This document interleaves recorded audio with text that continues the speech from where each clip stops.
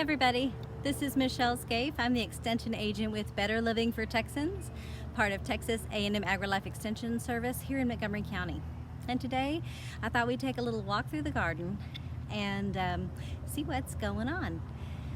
I'm out here today at our AgriLife Extension Office demonstration garden, and I wanted to show you something. As we get into the holidays and we're going to have more kids at home, we may have some grandchildren visiting or cousins around, and something that's kind of fun in the garden is the concept of a fairy garden.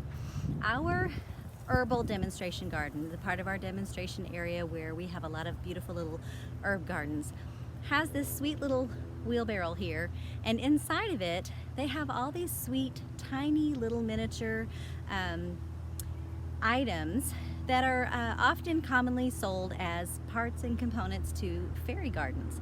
Now, fairy gardens can be a variety of things. A fairy garden might simply be that you take some of these little items and you place them underneath a tree in your backyard, like a little fairy village. Some people will tuck these different elements down in their vegetable or their ornamental floral gardens. And it's kind of just a bit of whimsy and fun, just something a little different to catch the eye of children or adults and to kind of draw them into the garden and just spark some curiosity and creativity. So I wanted to show you some of what we have here. Whether it's a craft store or a garden store or an online store, they come individually or as kits. So some of the things you might have is, like this little fairy girl with her little butterfly. There's also little vehicles, there's little houses, gnomes, of course, very popular in the fairy garden.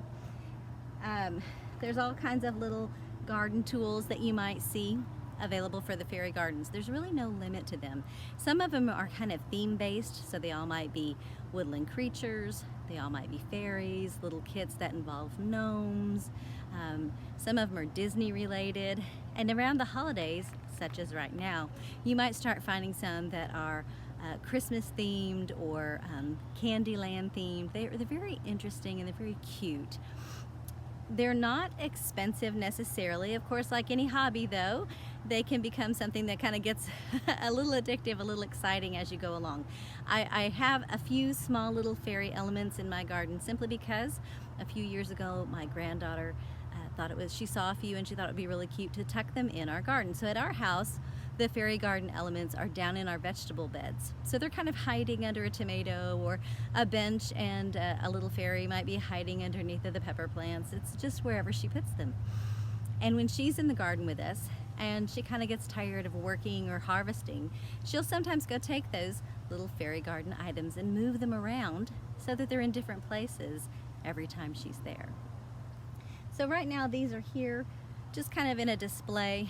They're fairly mobile and easy to move around, and we don't have them necessarily in the garden beds like some people do.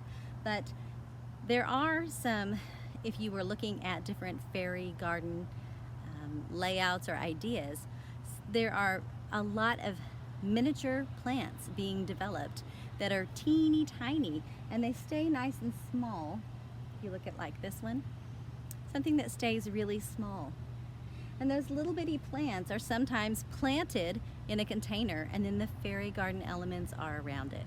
There's really no limit to the opportunity to be creative and have fun and engage the whole family in the garden.